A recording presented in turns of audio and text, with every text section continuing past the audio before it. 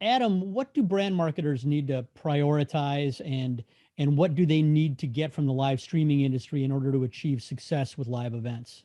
If you're talking about large scale monetization or large scale streaming events, I think there's two things. You got to be really, really, really careful because the consumer right now, more than ever, does not like to get a product pushed down their throat. They hate it. They, especially when they're paying for it, they feel like they want it pure.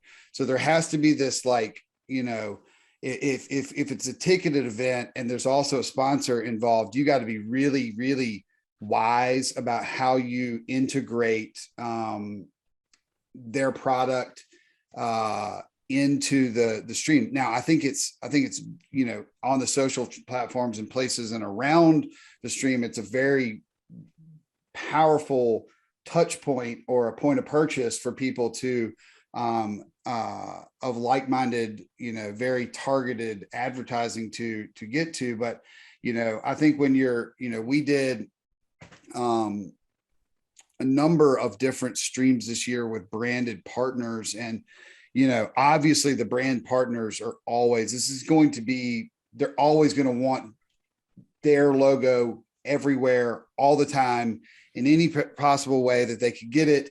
And I think sports, it's a little easier to do that. I think the authenticity of music is such a special and personal thing to people, and people really feel like they're part of a club when they listen to Fish or Grateful Dead or the Chili Peppers or John Legend or whoever it is their per se drug of choice.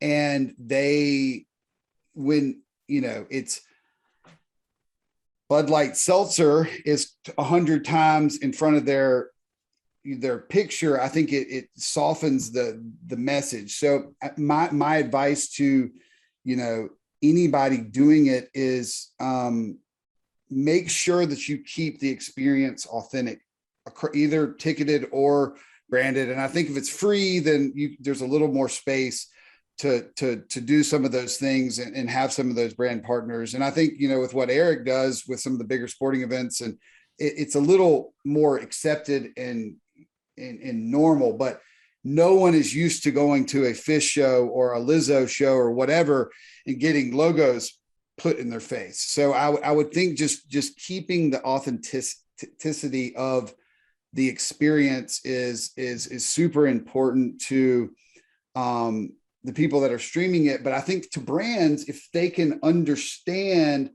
that if there's a way that they can take that authenticity and use that authenticity to legitimize their product, but not over blast it, it's going to have way more staying power than if you overdo it with over branding it.